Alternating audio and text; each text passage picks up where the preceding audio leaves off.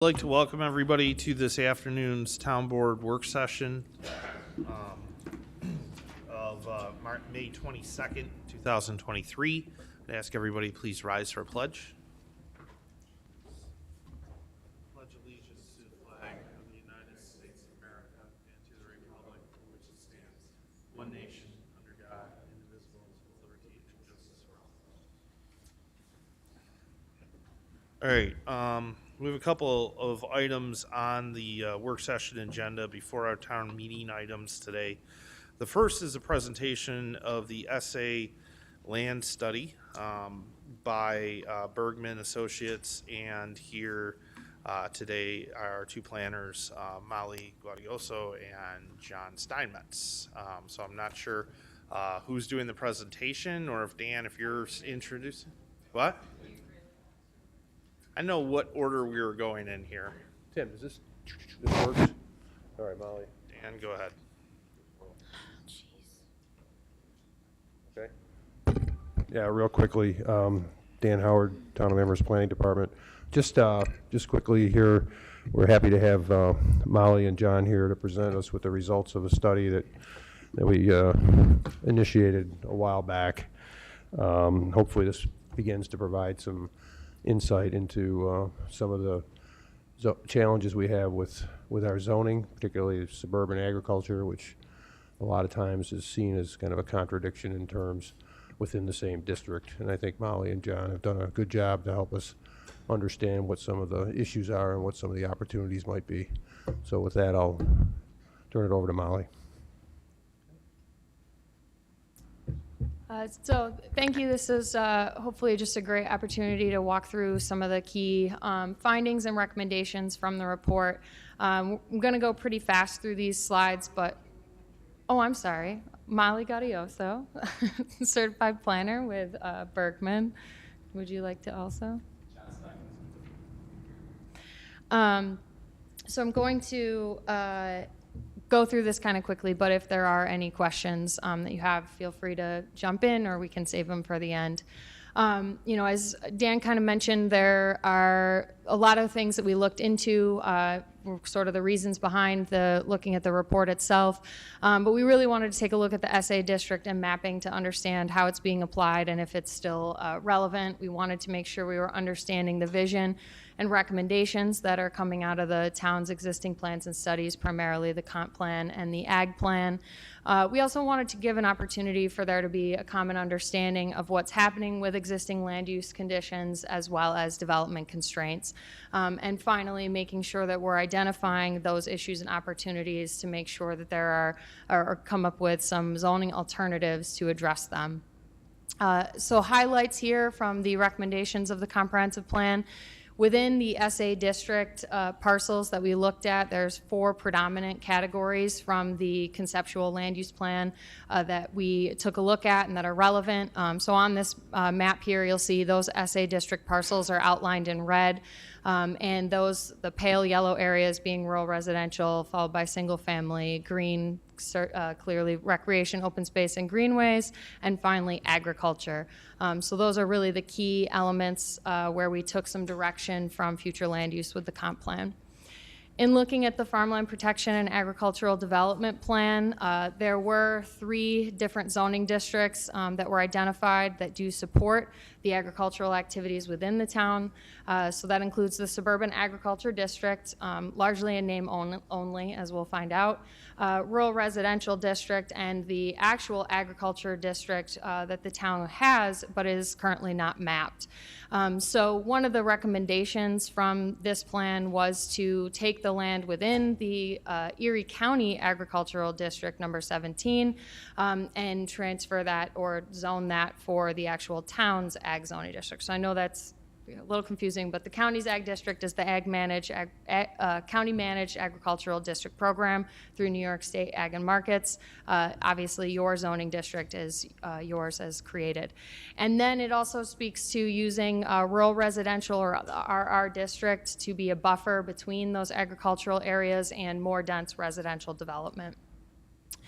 Another quick issue that we saw as we were working through the analysis of these parcels, there are many, given the existing minimum requirements, lot requirements for the suburban agricultural district that are non-conforming. So 38% are non-conforming based on lot size or area, so those are parcels under 1 acre in size, and there are 57% non-conforming under the minimum lot width requirement within suburban agriculture, which is 200 feet. This map kind of shows you the distribution there. The easiest way to interpret it is the blue parcels are those that are conforming today. Another element that we did take a look at, and this is something that was a part of the comprehensive plan as well, is the sanitary sewer district and where its boundaries were, understanding that, you know, there are recommendations in the plan to kind of keep that limited to certain areas, so there may not be potential to accommodate higher density residential development in some areas. That's primarily northeast Amherst. So our approach, to give you an idea behind how we looked at particularly the mapping or the identification of rezoning parcels themselves, we went individually and looked at each parcel's existing lot size information, what the existing land use was, and the character around it. Any adjacent zoning designations, as I said already, the sanitary sewer district, the future land use plan from the comp plan, and the future land use guidance from the ag plan.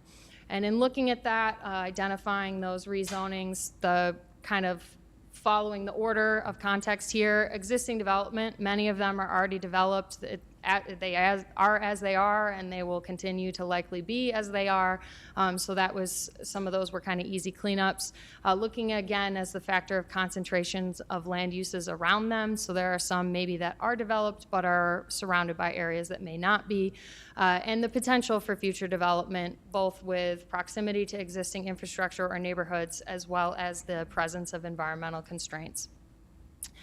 Lastly, kind of taking a look at some of the rezoning issues. Unfortunately, the entirety of the answer for the suburban agricultural district is not a simple, clean one. There are certainly areas in which it is pretty straightforward, but there are also some down the line issues. So some of the districts are splitting parcels. If you take a look, for example, here, all the gray are SA zoned parcels, and you can see some of them are split. So, you know, being some of the frontage here, this is with transit, you have some residential already going on in these areas. This is commercially zoned, and then obviously some areas around existing development. It's our understanding that SA is kind of a holdover, and in those areas where development occurred, areas that were left to be open space as part of the development were left as suburban agriculture. So that is something that, again, can be an easy cleanup. There are also a handful of parcels that we did find that are just zoned inconsistently with how they're being used today. So there are parcels that maybe are zoned residential but are commercial actually in nature, or vice versa, and some inconsistent development pattern elements to take a look at through your future land use vision. High level understanding is the recommendations for parcel by parcel rezonings. There's some, we're proposing some or identified some potential solutions through minor zoning district revisions, as well as some additional open space conservation strategies that can be built into your existing code structure. The recommendations, just for sort of hopefully an easy breakdown, is by geographic area. And you'll see there's a little bit of overlap in types of recommendations or alternatives between them, but some of them are a little trickier than others. Overall, we were able to find answers or alternatives with your existing zoning district framework. So utilizing your existing ag district, modifying the rural residential and R1 district, and utilizing your existing recreation conservation district or RC district, which I'll just note, it'll be something I'll talk about in a minute, but that district does still allow for development. So it is conservation in name. We did take a look at that potentially for some open space areas, but that is one element to consider.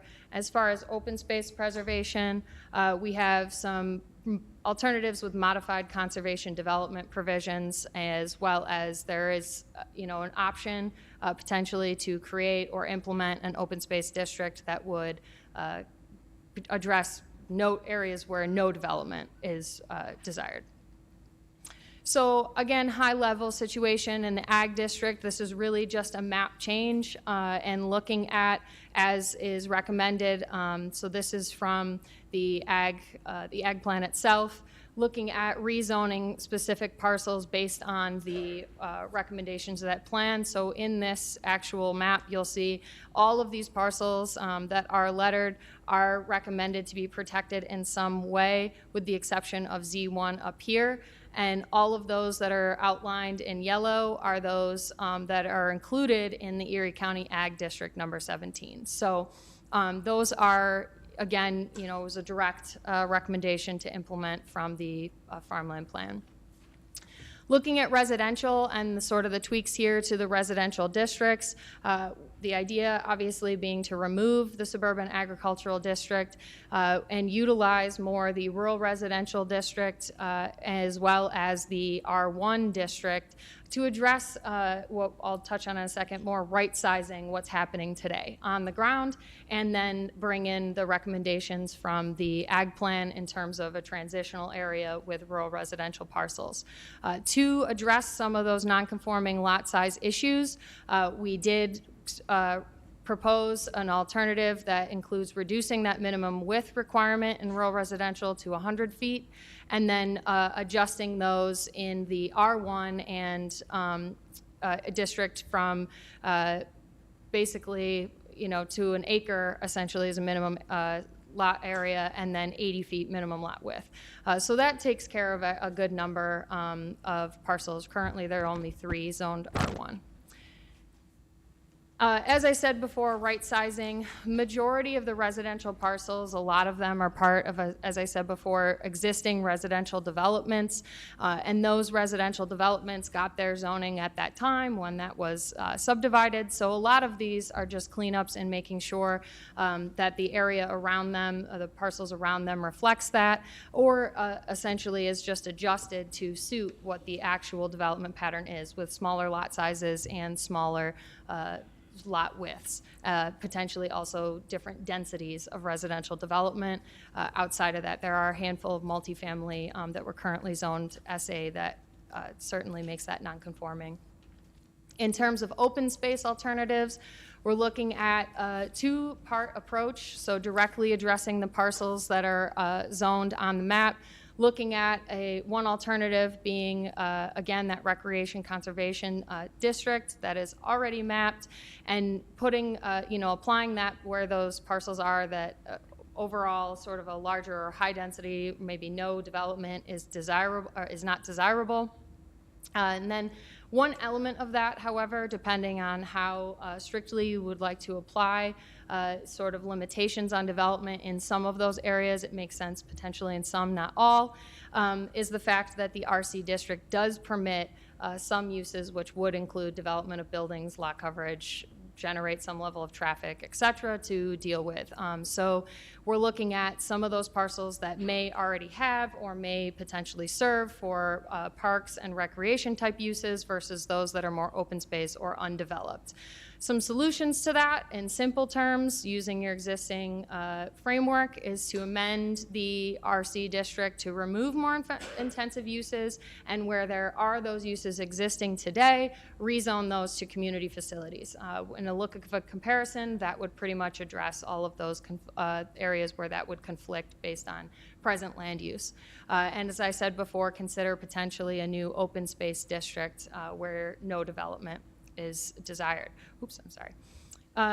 On the other side of this is more of a broad approach dealing with your addressing clustering development provisions that are applied both as a use through the zoning districts as well as your planned development districts. This brings into play a little bit of the subdivision element as well, but promoting more or less clustering as opposed to a use as a practice, more an element of that subdivision process, reducing your threshold from 15 to 10 acres so that you can create more clustered developments in some of these other pockets. We do have an analysis of parcel size if you want to take a look at it and what that would apply to. And then starting to redefine or provide clarity on what counts as open space as you are creating cluster subdivisions. So, making sure that it includes obviously those environmental features that are part of developable land. So we're getting an appropriate density calculation and addressing more floodwater, stormwater, floodplain, stormwater provisions to address some of the issues that may occur with higher density development in some of these areas.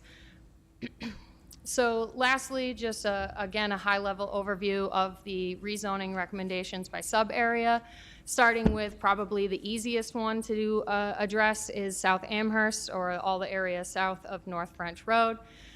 In this case, as I mentioned, so the right sizing parcels being just looking at the conditions of that parcel itself and rezoning it to an existing district that more appropriately addresses that. So in a lot of situations, you're going from R2 to R3 or R3 to R4 or something like that to address a different development pattern. And then making sure we're taking a look at the back of some of those commercial properties to serve as buffering between some of that development and the more intensive commercial uses. Some vacant lots, taking a look at those, using those as recreation conservation, seeing as there may be a limited development opportunity there, and again, rezoning the open space areas as part of those. Nothing in the text amendments would be needed to address this. You'd be using all your existing framework. In the North Amherst area, again, addressing right sizing. This is a large majority of these in the area south of, forgive me, Shoals Road and Smith Roads. In this area, again, a lot of it is right sizing. There's a lot of existing residential, I shouldn't say a lot. There are many existing neighborhoods that are easy sort of cleanups again on those parcels, as well as some multifamily. Looking at commercial properties in some of this area, just in identifying its relationship to your comp plan, may be more appropriately addressed in mixed use. We just addressed that, as well as some of the vacant lands as well. You'll see a pattern here: vacant, environmentally constrained, pushing towards a recreation conservation as opposed to a more dense development, residential development pattern. And there are additional 3 ag district parcels in this area that would be pulled into the ag district as well. In North Amherst, so true north of Shoals Road and Smith Roads, you're looking at, again, that darker green color is all of the ag district areas, parcels that were identified in that plan. There's a lot of sort of subdivided parcels outside of those that are clearly a lot smaller. In 1 to 3 acre size, we're suggesting to reduce to R1 to reduce some of those nonconformities, and then rezoning some of those vacant or large residential lots, which would continue to allow them to be residential, but utilize that rural residential district and as a buffer as the farmland plan suggested. And there's a handful, as we went through, it's a lot of detail here, but there's a handful of parcels in each of these that may have more specific recommendations. In order to achieve this, as it is mapped, we would need to follow those adjustments to rural residential and R1, as I showed on a previous slide. And looking finally at Northwest Amherst, this had the least amount, I would say, of suburban agricultural parcels. Again, this is really just a lot of right sizing to R2, R3, or R4 based on existing lot dimensions, and some of those larger rural residential properties again, that abut some of the larger either conserved lands or other areas to a, again, not quite as dense residential development pattern. As part of this, there is one non-residential property that just a cleanup, again, moving that to community facilities. So utilizing here, as you would, the rural residential district, again, would need to have some supporting amendments in the text to make sure that it matches as we recommend. So looking finally at next steps, none of these are mutually exclusive. just sort of broke down each of these options in terms or sort of action strategies for action for you to consider and kind of taking a look. There are some, as I mentioned, that are kind of cleanups and some that may require a little bit more digging and consideration, particularly those undeveloped lands or larger lots, things like that. So, I won't go through these in detail. Certainly, you can kind of take a look through them. But if you have any questions, happy to answer them. Okay. Questions? Go ahead, Deputy Supervisor. Hi. Thank you for all the work that you've done. I did read a review of this back in February, and I guess I still have some questions, and I guess two of them. I guess in my head, I always sort of thought that South Amherst was like south of Main Street, but in your configuration, it's south of North French Road. That's the way you have Yeah, and identified it? that's purely just for the purposes of interpreting these recommendations. We're not suggesting you change any allocations like I know in the comp plan and how those areas are defined. So this is purely just for interpreting Their report. the recommended Report. adjustments. Okay. And then the second question would be, you've got two districts called, I mean, I understand what you're trying to say, but I just wondered if there would be different words to use, because you have two districts called North Amherst. Now, I know one is south of Shoals and Smith Road, and one is north of Shoals and Smith Road. So those are different areas. But I'm just asking the question, because it's like South Amherst and then North Amherst, Northwest Amherst. Is there a way or a distinction to give it a different label? Sure. I'm just asking that question. Yeah, maybe the northernmost we make northeast. Happy to do that. Just a suggestion. Deb, Okay. Just call it Middle Amherst, like Middle Earth. I'm sorry, that was my stat. I just want to remind you, when we first asked them to do this, we asked them to look at Amherst south of North French. So North French was the dividing line. And that's how that became south. But the northern parts, I was part of a lot of I think all the meetings, actually. And we just did it for the sake of grouping different parts. It's not renaming anything. It's just a way to reference it in this report. And originally, they gave us something that was very confusing because they didn't break it into parts. And it was much harder to distinguish. So this was just labeling for the report. It's not anything outside of the report. I understand what you're trying to say, but just not having been part of the, not being assigned to planning and going part of these meetings and just coming at this fresh in February to read the report, I'm looking at where my street was, and I never considered where I live to be called South Amherst. That was just but I understand and respect what you've done, but just make that clarification. Because, I mean, the town is so big, and it just seems like there's such a big area that you could call South Amherst. And I never thought South Amherst was that big. Sure. Maybe we just call them sub areas. Area A, B, C, and D. Happy to do that. All right. I think that there will be a time where we release this fully on the website, and we probably don't want people guessing at what we mean. So maybe areas A, B, C, or D, or something along those lines makes sense. But I respect what you've all done, because you're the experts. It's just that, just reading it, it was, I just was making these suggestions. Thank you. That one thing I think that's kind of interesting is that, and we found this to be the case when we looked at the work they did, is the number of SA zone land or parcels that are south of North French Road. I mean, there's orphan parcels of land in South Amherst, what you might consider South Amherst, that definitely need to be cleaned up. But they're just vestiges of former zoning and then some zoning actions that may have not entirely rezoned the parcel to its new use and left these little pieces of SA. So the geography is an easy way to organize it. It's a little easier for us. I wouldn't take the labels as being rote, and that's what they mean. I mean, so we can relabel that stuff as we go through it to make it a little clearer. So, Okay, so the next part of this, I think, is that, a large number of these parcels obviously reflect floodplain or wetlands issues.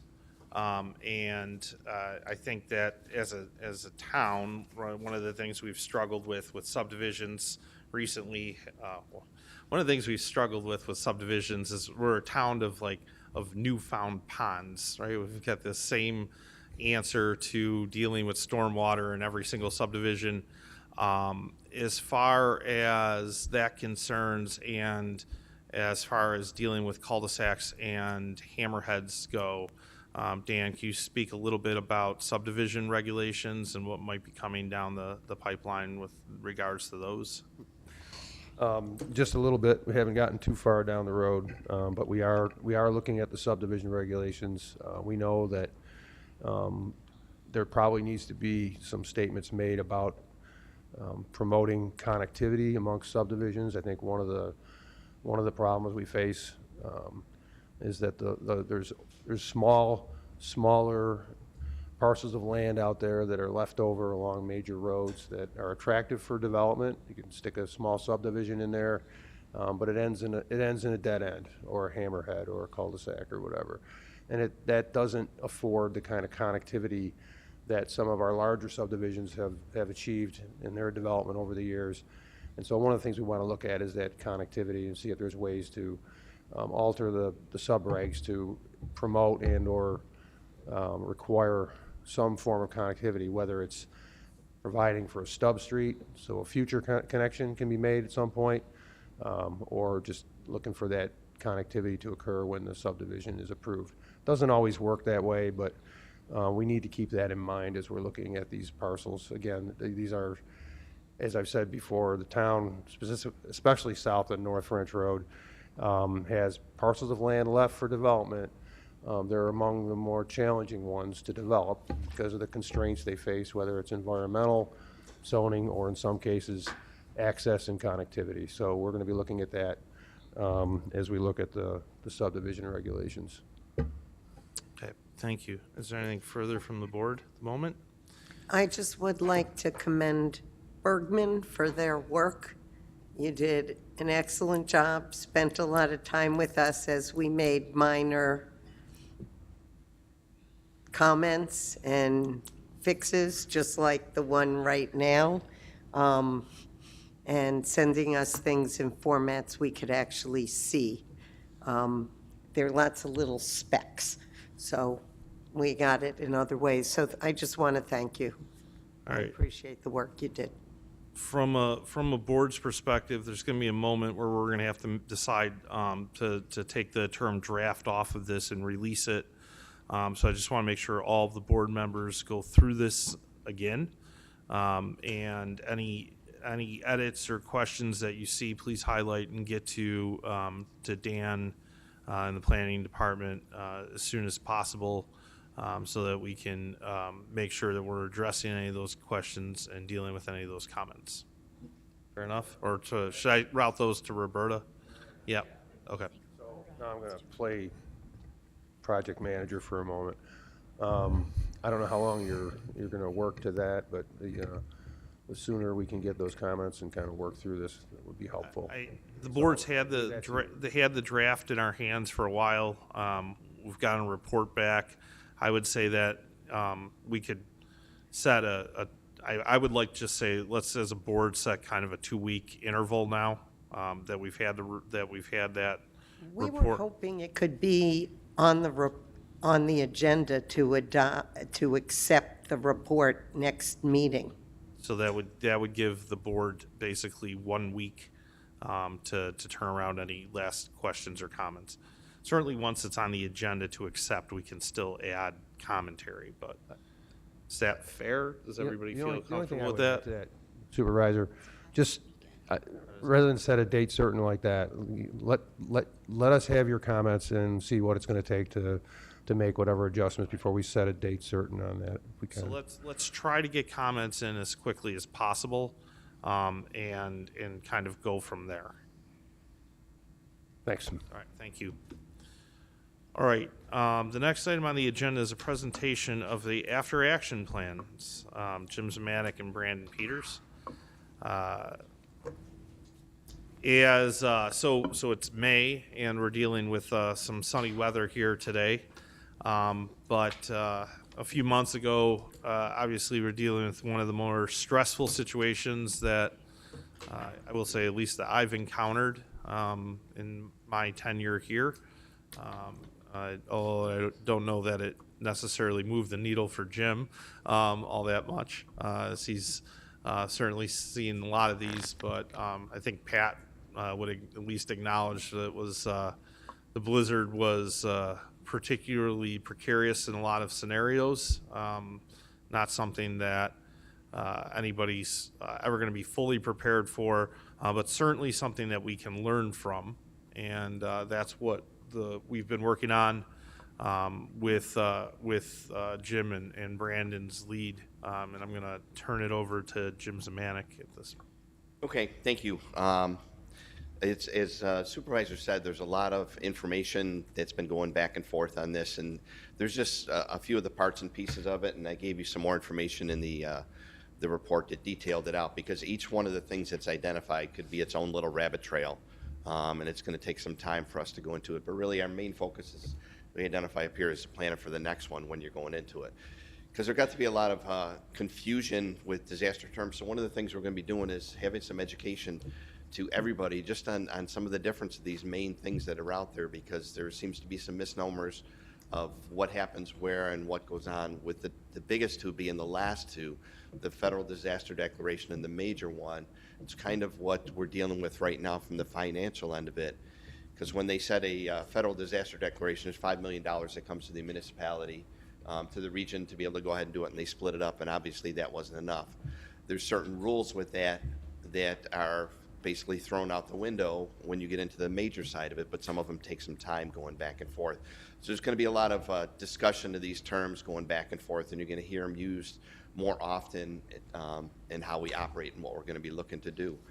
Really, what started off with the Bills were playing so great, and the main weather headline was, what's going to happen with the Bills game, because they were expecting all that snow, and we all know what happened there. They had to move the Bills game as we're going into it. And they started talking about, the National Weather Service started talking about the heavier storm for the holiday weekend as something that we really were looking at. So as the National Weather Service has really made a lot of investments in their weather technology, their forecasting technology, and our abilities to be able to communicate back and forth with them. So they're really added on a lot more, which is helping us get over more realistic information. They've got a ways to go, but they're a lot better than they were, let's say, 20 years ago when we started getting into some of these things as we're going into it. So when they started looking at it, their big WGRZ, it kind of hit the nail on the head here. It's going to be a combination of a lake effect storm, the ice storm, and the wind storm all in one, where it's never been associated with one event. But these wind events, if you even just keep into consideration what's happened over the winter, we've had a lot more of these across the year. In the winter, spring, summer, rainfalls, these microbursts, microstorms, and things are happening. It happened that we got it in the wintertime this year where all the stars kind of align. So it creates a bigger extreme event for us that we're going to be looking at as we're moving forward here. Major snow event, without question, hurricane force winds. When you looked at some of these things, and that was our big argument with FEMA, was a lot of the winds and what we had was hurricane force, where other parts of the country, they would have gotten hurricane declarations, major declarations without a problem. And it was our big push that we were start, looking at this. Many of the comments, people had is we're just not used to this type of stuff. Unfortunately, I think it's going to be the type of wind and weather events we're going to be seeing more and more of moving forward. That's why as you start to get into some things, making some changes on how we do things are going to be important for us. There's still a lot of people that have that mindset it's not as bad, and they cry wolf, and it's not really going to be so bad as we're going through it. And that created a lot of problems as we're going through it. There were many people that were out on the road, they wanted to see if it really was as bad as they thought it was. With the amount of people that were pulled out of vehicles and stuff, it created significant roadblocks. Pat couldn't do his job, and their things just couldn't happen. And subsequently, departments, ran into some problems themselves. So we're going to be looking at assisting them to develop some individual department emergency plans, just how to take care of their people and a lot of those other areas that came into play during this event and stuff that we were talking about.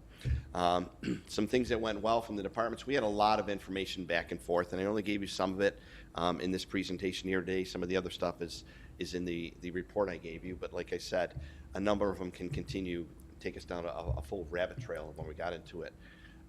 Tuesday morning at department head meeting, we had a good discussion about what was going on. After COVID with IT, they started the remote work program. We kind of got forced into it. That worked well. We're going to make some adjustments to it. Some of the virtual EOC went well in some areas. Communication is always going to be a big issue. We've made some adjustments to that already. Making some decisions of what we're going to close and what we're going to do it. And the dozens and dozens of lives that were saved by police officers and firefighters going car to car, pulling people out, carrying them distance just to get them out of harm's way. It was a huge issue that we went back and forth through because they're just people that they want to make their own decisions but didn't realize if we leave you here, you're going to die. And then somebody's got to come back and get you. So there was a lot of that situation. But there was a lot more to it, a lot of additional comments that went through. Some of the action items we picked out were just some discussions, some areas of improvement. They came from departments, employees, department heads, different people. For some commitment, some training, so everybody understands the emergency management process, how it works, how the Emergency Operations Center works, how the disaster situation has to go from a legal perspective, and then how it needs to dovetail into some department level emergency plans so we can do those. We need to take a look at the review on the town policy on accruals. There were a lot of people that were a little upset that they had to take a day off because the town closed. They wanted to come into work. Some people did come into work, but that put some individuals at unnecessary risk when they're going through. So that's when we're talking about things to look at, that's a policy thing that we're going to have to look at. Some of the internal, external communications was a little confusion. We've made some adjustments to that already several months ago, and we're going to continue to work on that as a positive to come out of this as we're trying to do it. Developing some of the memorandums of understanding with some of the food distributors. Brandon worked hard during the whole event, working with Wegmans and Tops, some of the places that were out there.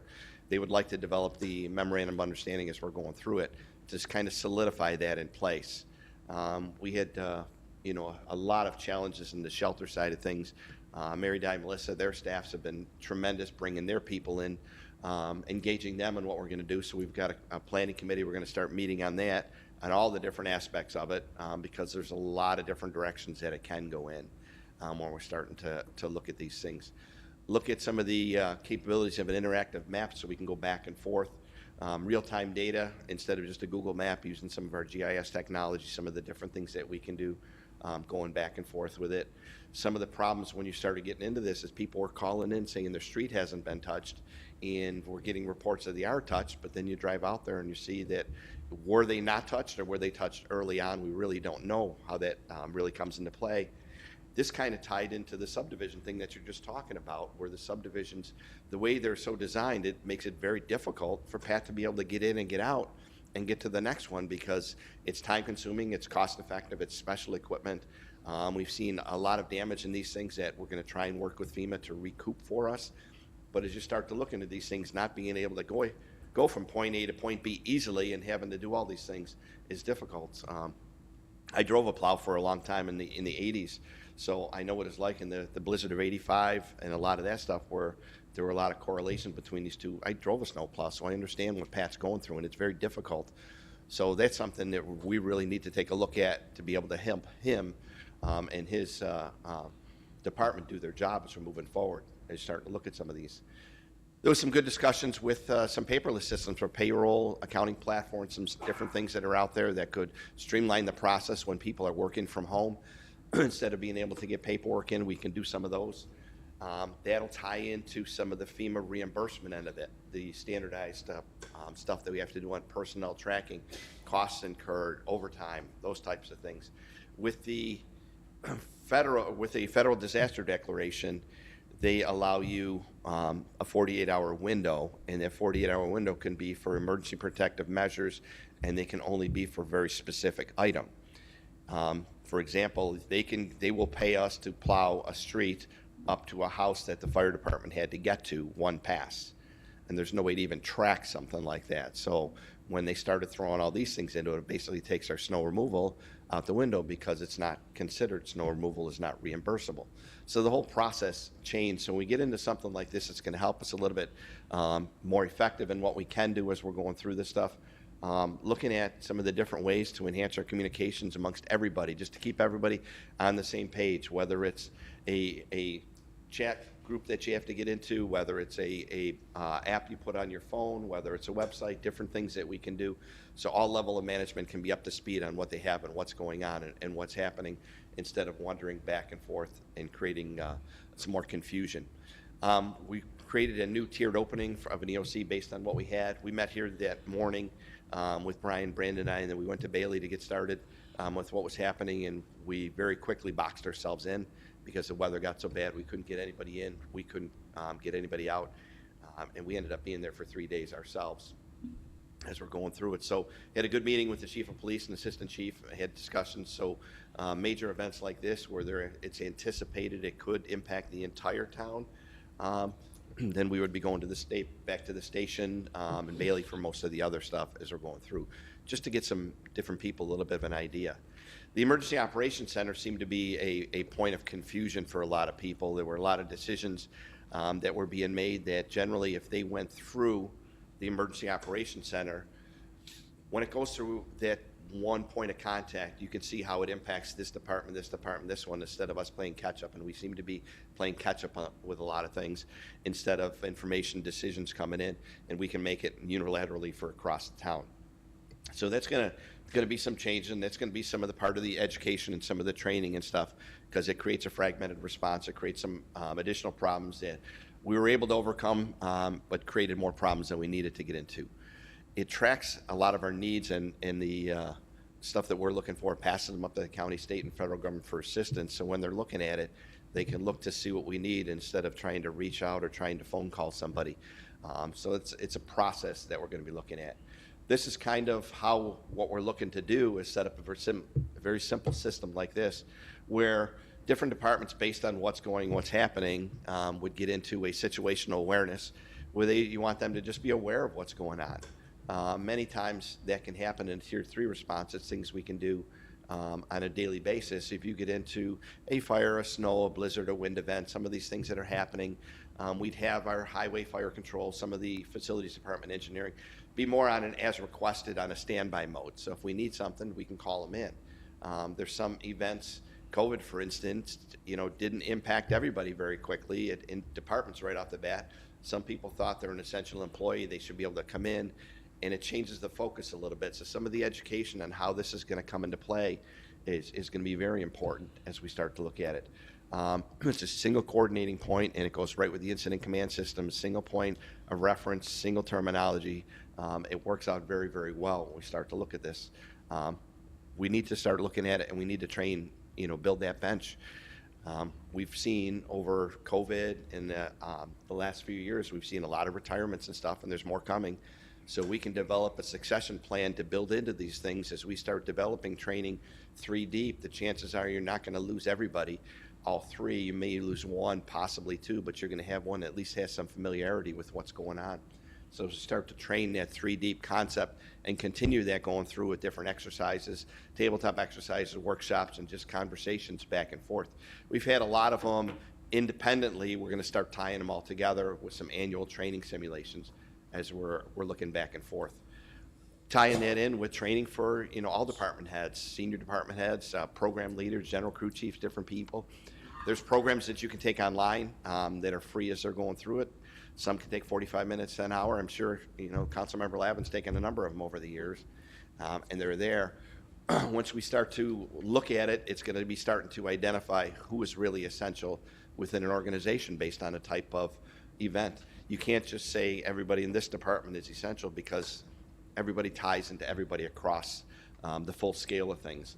We've seen a lot of work with disaster exercises, tabletops, full-scale emergency operations centers, virtual operations that make a difference because it gets everybody talking to everybody. When you go down the street and you see that it's that person walking at you, you can have a stronger conversation, and you develop relationships as we're moving forward, as you're starting to go into it. One of the big things that was pointed out during this is really the hit that it took on the emergency medical services through the town. through the fire service, not only having to worry about their house, the people in their shelters, continual calls and things that are going on. We needed it because the impact that Mary Dye saw at the shelters was significant as we're starting to look into taking the next step towards our EMS division and stuff. And something Brandon's been working on for a while. So I'll let him carry the next couple of slides with you, and then I'll close it out. Good afternoon. As Jim mentioned, after the storm, we identified a lot of areas where we can do some improvements and make some improvements. And one of those areas we noticed that during the storm, private EMS as an industry essentially stopped. And we want to find a way to try and prevent that from happening in the town again. So one of the concepts that's been floated around in the town for a while now is a paid EMS system within the town. And it came to light after the storm, and we discussed it with the Amherst fire chiefs, and they're in favor of it. It's something that they know is an enhancement to town services as we have it right now. And so we started looking into this, and we're looking at this concept right now as a new division under emergency services that would be a full-time paramedic program that would be able to provide care to the residents that would operate under the town of Amherst rather than a private agency that we have no operational control over. There we go. Sorry about that. Again, one of the best goals about this is we would have greater control over how they operate. It would not be a replacement to the fire service. It would actually be supplementing the fire departments and how they operate already. We want to enhance that service that we're providing the town residents on a daily basis. So again, it would be a collaborative effort between emergency services and the fire service, and it would help relieve some of the stress that is on the fire service right now, and that would ideally help with some of the recruitment and retention efforts that we hear about every single day.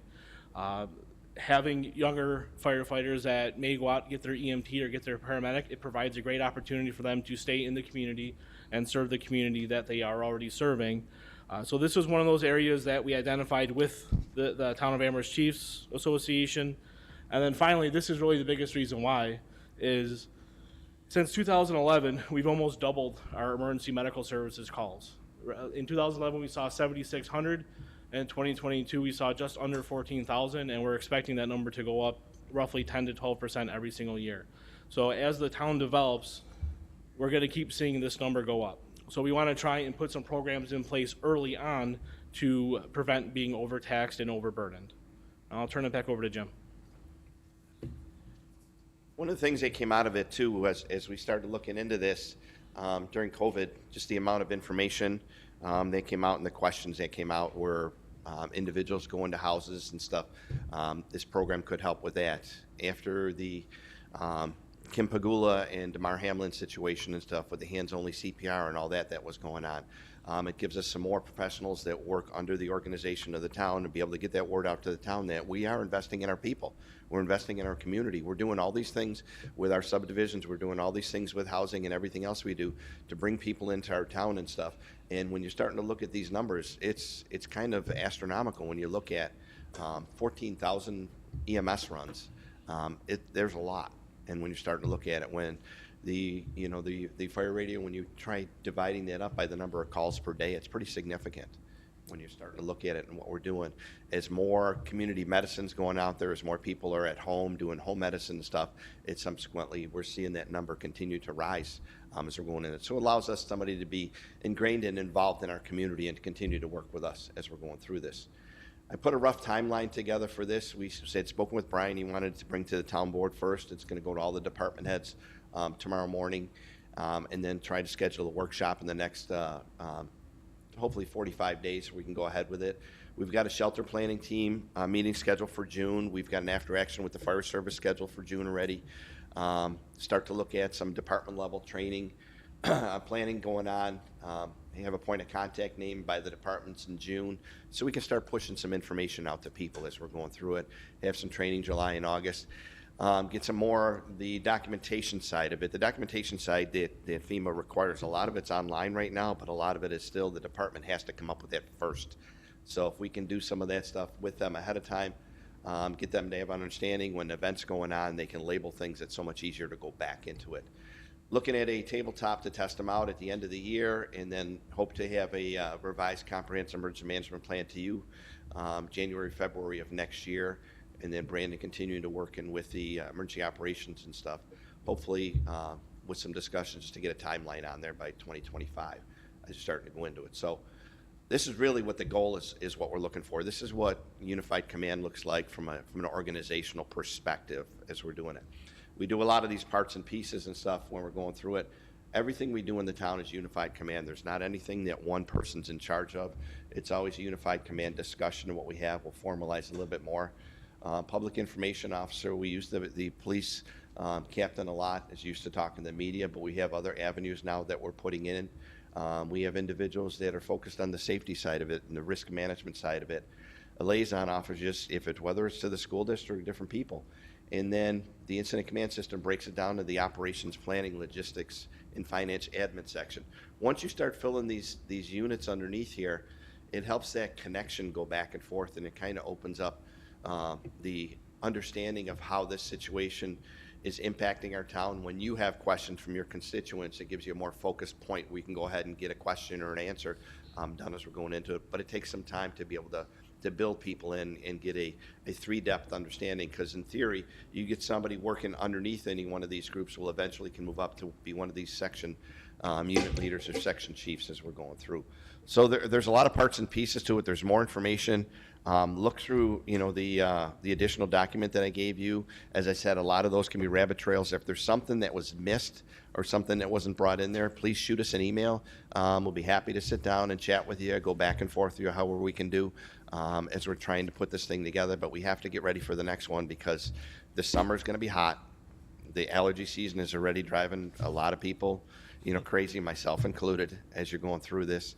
And that's only going to set us up for a wet fall and unfortunate, probably a snowy winter again as we're going through it. So any questions anybody have, or anything else, Brian, that I missed based on our discussions? Yep. No, I just wanted to just to thank you and Brandon for going through all this, and Emily, who's been who worked on the front end to kind of help collect everything. Lori and Dan, who helped develop the after action report sheets or forms that went out. It's easy, again, I think when you're doing after actions, it's easy to kind of point to what went wrong, what could we do better, right? That's the idea. It's to get better, make sure we deal with those. I think it does bear reminding everybody that what went right here was hundreds of lives saved, and it's easy to lose sight of that. And the people who were involved, certainly we're going to have opportunities to commend them. The biggest issue, again, that I see, moving forward is the nature of how we interact in how we are used to dealing with storm activity with a live EOC versus what we have to adapt to now, which is a virtual EOC. Physically, we couldn't just do what we would normally have done, which would kind of sequester heads of a lot of different groups in one spot. There was no physical way to move around. So right at the top, there's certainly some efforts to be made. But I want to thank all the departments for going through the after action reports, and we'll look forward to rolling this out to department heads. Those department heads that aren't here, apparently, which I see most department heads are today. But it'll be good to kind of go through that. So thank you for that. With that, the questions or comments from any of the board members? I have a bunch of questions. Sure. And comments. In terms of your reporting, it was just brought to my attention that we have no unified way of tracking the curbs and the islands that have been mutilated. So I guess we need to get the word out. I was told by Pat he needs to get the information. Driving around in Eggertsville and Snyder, it's a nightmare. And it's not at people's houses necessarily. So people haven't called in. They figured the town was just going to take care of it. I think in the future, We need to build in a system to track that and to let people know. And part of what I think we need to do now is let people know they need to report it. I mean, I'm going to have to drive around my neighborhood next week and make a list.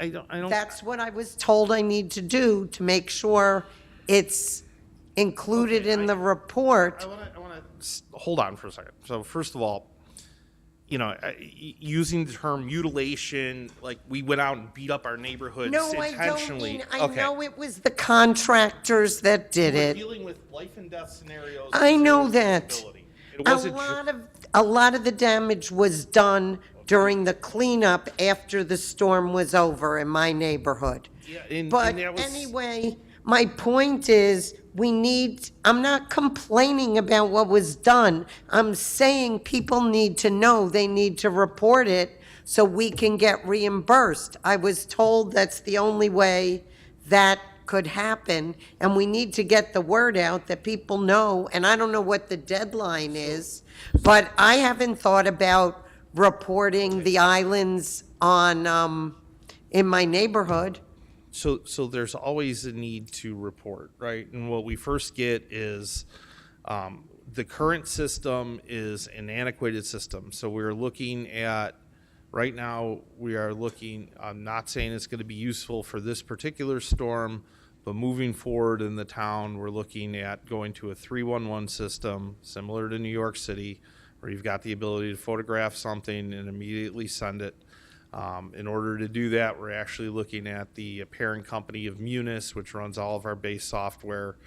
They have a back-end reporting software. So part of the after actions is we actually have responses to these things coming.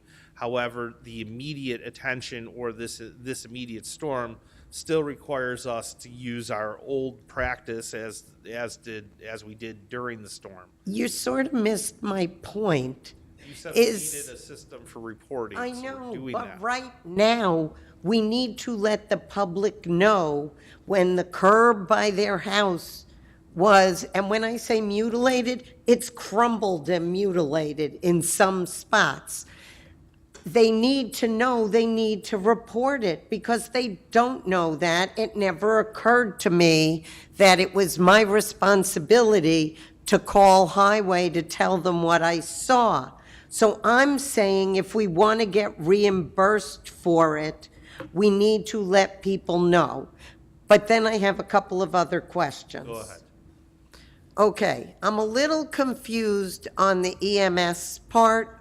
Are we talking about hiring and building our own internal department? That wasn't clear to me, because you kept saying partners, and then you said hiring, and I'm just curious. So I apologize for anything that wasn't clear. And yes, the answer to that is potentially. Right now, it's just a concept that's being worked out with the fire service. There really is no operational plan yet as to how we would deploy this. Right now, the preliminary meetings with them have been, do we think we need this type of system in the town of Amherst? The answer is yes, and we're going to continue to have meetings with the Chiefs Association to determine what the best plan for the town of Amherst is. So whatever that plan ends up being will certainly be presented to the board in more detail. And to answer a question that you had previously, the deadline for the permanent work, as you refer to the curbs, our first deadline was April. We met that deadline with applying for public assistance. Our next deadline for that isn't until September of this year to have documentation in, which I'm already working on. And the final deadline for that isn't until potentially 24. So I talked to Pat just before this meeting started and kind of gave him an update as to where I was with FEMA, and that's where we are with that. So do you want, if I'm driving around, do you want pictures as well as locations? Pat, do you want it to you, or? And who do you want it to? Yeah, we document this, what we find, we take pictures, and we document the locations. So, yeah, I mean, we can take the pictures, you can send them to me, along with the locations, and we put them in our system, and that's what we're going to give, the DOC, as we compile these lists. Okay, and then I just have one more question, suggestion.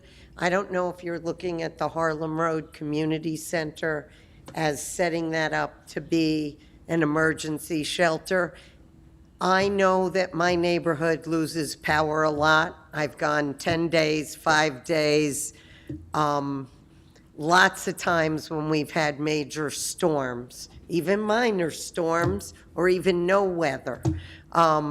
And I know that Edgardsville and Snyder, I know you had some people we got emails from, and I just want to say that I know it needs work so that it has a generator and all of that, but I'd like you to consider something in that part of town, because we seem to get hit really hard.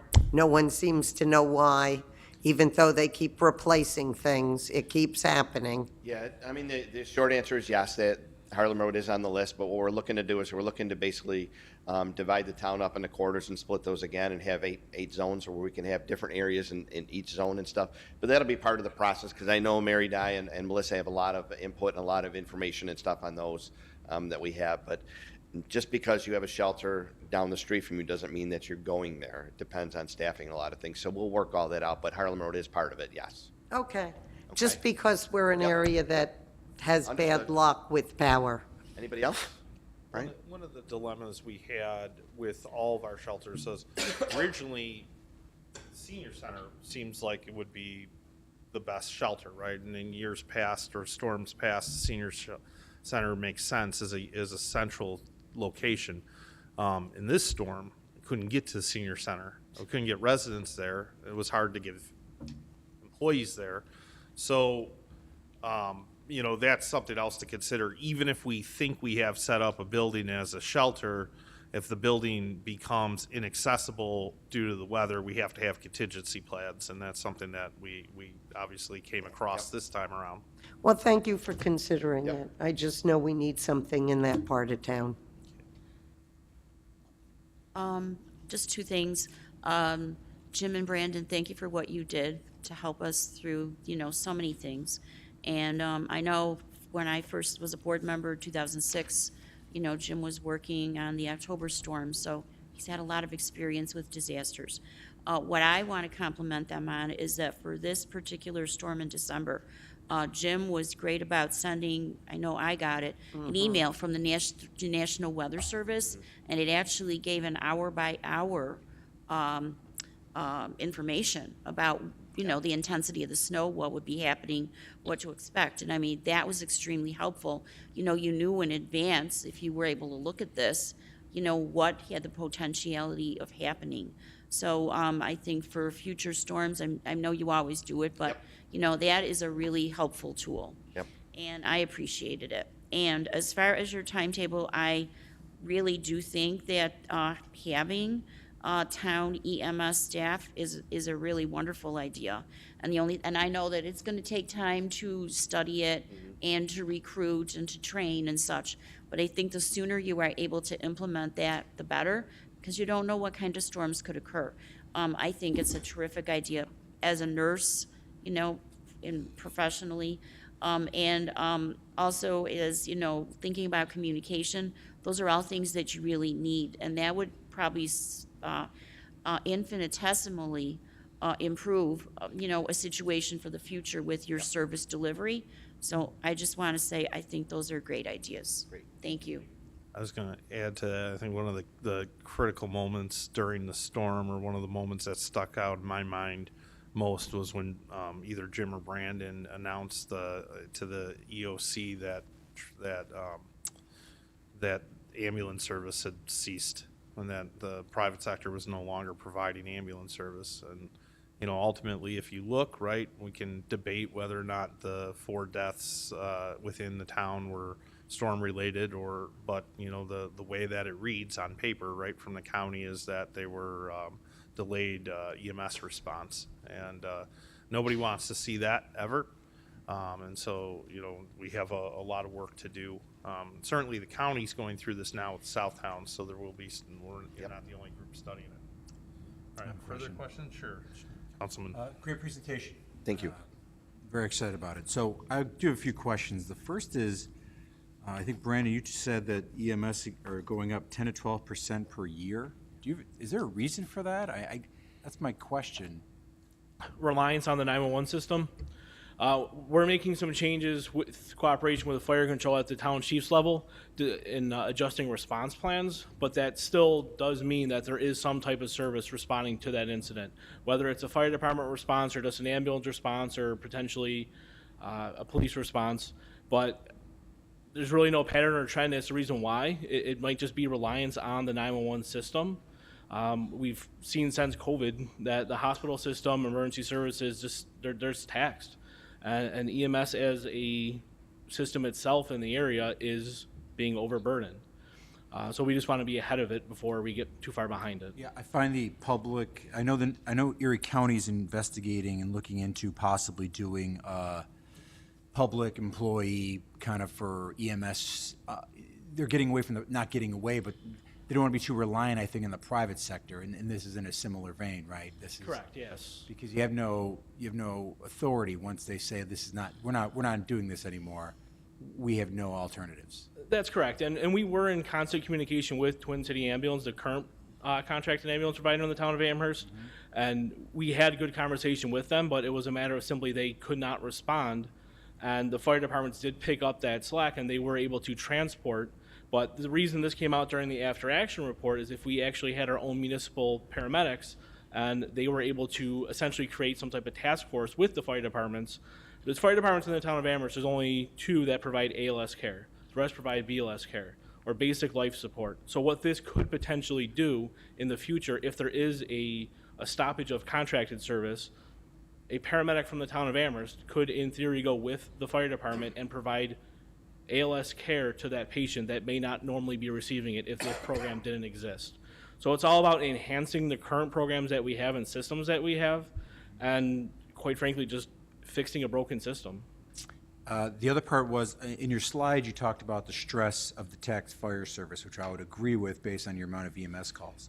And I just wasn't sure if either one of you are aware of the nonprofit Strive to Thrive, which caters to firefighters, police, emergency services, and it's like a stress camp for them. If you guys are, either one of you are interested, I can pass along that information, but it's, again, at no cost to our firefighters, and they can kind of go relax, get some I don't say meditate, but they can kind of find some peace after a troubling storm like this. So I'll pass that information along as well. I think that's another part in the overall picture that we're going to have to take a look at. I mean, please do send it. Anytime any of you have anything you think would be appropriate, just send it over to us. That would be great.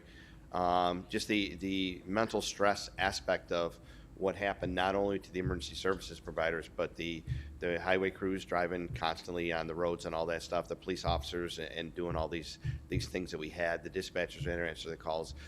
People just sitting at home wishing they could do something and didn't know what to do or how to get out. So there's a lot of those things that's going to be, as I said before, the after action identifies a number of things and it can take you down huge rabbit trails that we will be more than happy to get into, which is going to take time, but please send it on to us.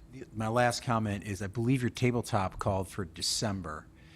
You thinking like maybe late November? You think that's pushing the winter season a little No, close? really, if you really look at it, we've been getting, snow events and, around election time, beginning early November, and then we get that nice lull where we're going to be cutting grass at Christmas one of these years. Come on, But we're going to be, October, too. plowing snow at Mother's Day one of these days, so who knows? Okay. After I retire, hopefully, but, Thank get you, in there. gentlemen. Sorry, Brian. Yeah, That's okay. all we have, unless you That have anything sounds- else. No, Mike? thank you. I just want to say thank you. And, my comments were just to support the report. Sounds good. Okay, the next item on our agenda is the items from the town board meeting and the formation of a consent agenda. We'll start with a couple of things. Hold this evening's meeting in memory of Mark Fabiano. For anybody who doesn't know, we lost another highway member. That's 3 in about a month and a week or so. Pat, our hearts go out to your guys. And in memory of senior Chief Askey, who passed away over the weekend. We have a couple public hearings this evening.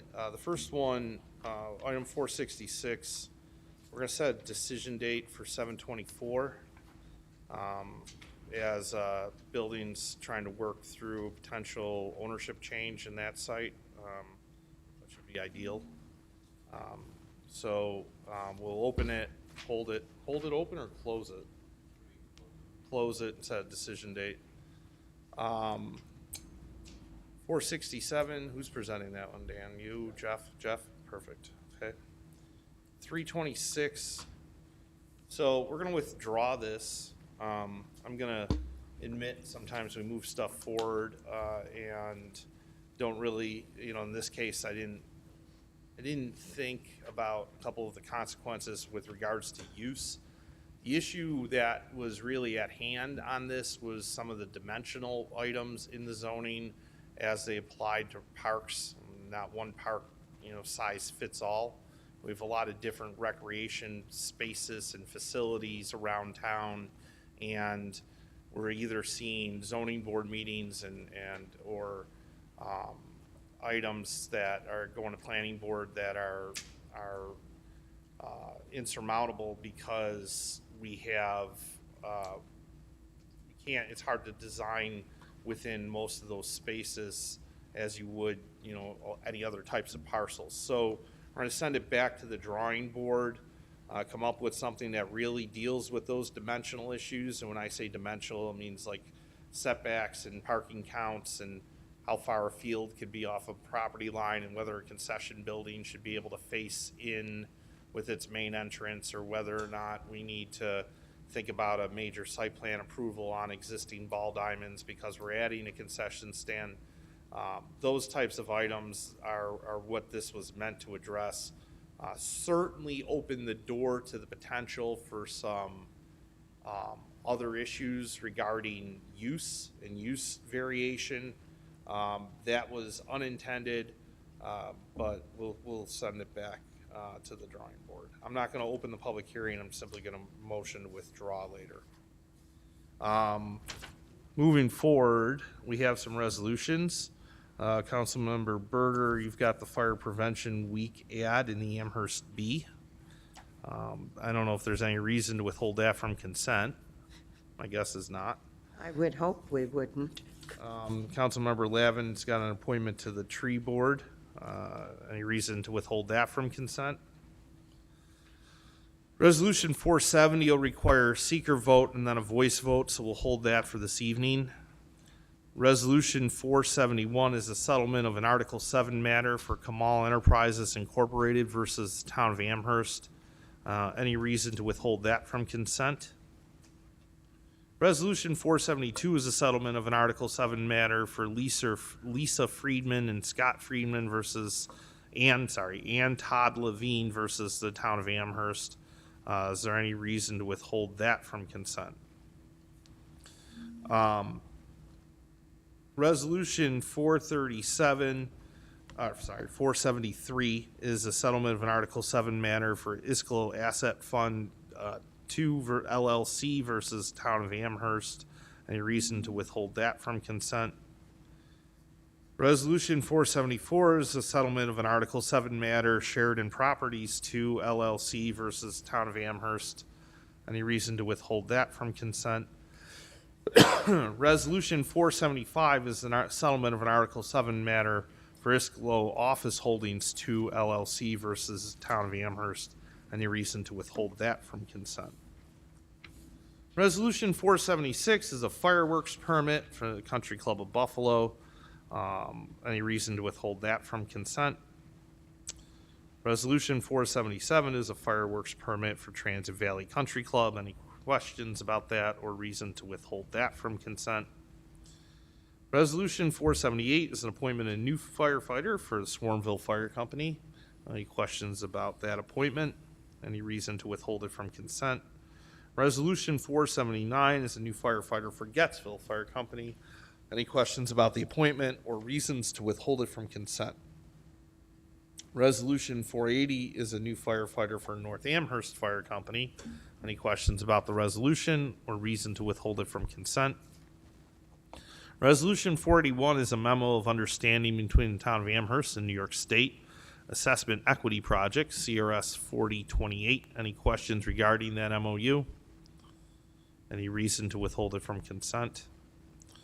Resolution 482 is a real estate permit for the Amherst Veterans Canal Park, CRS 4054. Any questions regarding the resolution? Any reason to withhold it from consent? Resolution 483 is a budget transfers and amendments. Any questions about those? Any reason to withhold them from consent? Resolution 484 is a trust account for opioid settlement. Any questions regarding that, setting up that trust account? Any reason to withhold it from consent? Resolution 485 is an award of bid for 2023017 police vehicles, CRS 4056. Any questions regarding the resolution? Any reason to withhold it from consent? Resolution 486 is an award of bid 2023018 for boiler and cooling water treatment services, CRS 4059. Any questions regarding the resolution? Any reason to withhold it from consent? Resolution 487 is an amendment to bid 2023013 townwide sprinkler inspection and service, CRS 4016. Any questions regarding the resolution? Any reason to withhold it from consent? Resolution 488 is a short-term extension for townwide uniform contract, CRS 4062. Any questions regarding the resolution? Any reason to withhold it from consent? Resolution 489 is a travel authorizations to NYC EDC 2023 annual meeting. Any questions regarding that resolution? Any reason to withhold it from consent? Resolution 490 is the 2023-2028 Capital Improvement Program Amendment CIP project number H10 Morningside Subdivision Roadway Reconstruction Phase 2, Meadowbrook Road and Blossom Heath. Any questions regarding that resolution? Any reason to withhold it from consent? Resolution 491 is the Chief Wastewater Treatment Plant Operator and Engineering Plant 16. Any questions regarding the appointment? I just want to comment, it's great that we're hiring an operator with a 4A license. We need them. Any reason to withhold it from consent? Resolution 492 is a general crew chief for the highway department. Any questions regarding the appointment? Any reason to withhold it from consent? Resolution 493 is an assistant electrical inspector, building department. Any questions regarding the appointment? Any reason to withhold it from consent?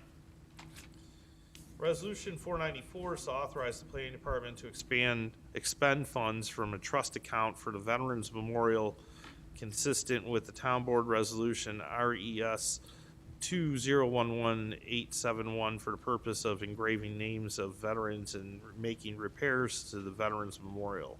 Any questions regarding the resolution or reasons to withhold it from consent? Resolution 495 is town acceptance of a land donation at 3355 Millersport Highway. Any questions regarding the resolution? Any reason to withhold it from consent? Resolution 496 is a 2023 Stop DWI contract, CRS 4057, County of Erie. Any questions regarding the resolution? Any reason to withhold it from consent? Resolution 497 is a class instructor, Jane Carey, CRS 4026. Any questions regarding that resolution? Any reason to withhold it from consent?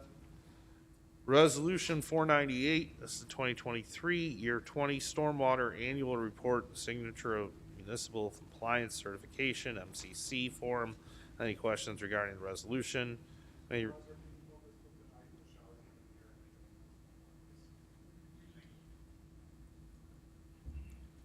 okay. Resolution 499 is an award of bid for the pavement reconstruction on Niagara Falls Boulevard. Any questions regarding that award of bid? Any reason to withhold it from consent? Resolution 500 is Lou Gehrig Baseball Fields Improvements, change order number 3 for Northeast Diversification Incorporated, CRS 4060. Any questions regarding the resolution? Any reason to withhold it from consent? Resolution 501 is the purchase of one easement machine, Dynavac Equipment. Did I get that right? Dynavac Equipment Incorporated. Any questions regarding the resolution? Any reason to withhold it from consent? Resolution 502 is the purchase of one 2022 Dodge Ram 2500 from Falls Dodge Incorporated. Any questions regarding the resolution? Any reason to withhold it from consent? Resolution 503 is a travel authorization for youth and rec. Any questions regarding the resolution? Any reason to withhold it from consent? Communication 69 is a request of fee waiver, AAUW Buffalo Branch. I recommend we receive this and grant the fee waiver. Any Yes. reason Yes. not to? No. Okay, we'll do that via consent. Communication 70 is a correspondence from Judy Ferraro. Recommend we receive this and file it. Any reason not to do that via consent? Well, could you send it just to town attorney and planning? Sure, other than the subject matter's been withdrawn. Okay, then, you can receive and file, I suppose, yeah. Okay, any reason not to do that via consent? Receive and file. Communication 71 is correspondence from Dwight Kanyuk of Knaufshaw and LLP. Again, recommend we receive and file this as subject matter's been withdrawn. Any reason not to do that via consent? Communication 72 is a notice of claim from Scott Kaplan versus Town of Amherst. I recommend we receive this, refer it to the town attorney. Any reason not to do that via consent? Okay. That ends our work session. We have no executive session this evening. I'll see everybody at 7 o'clock.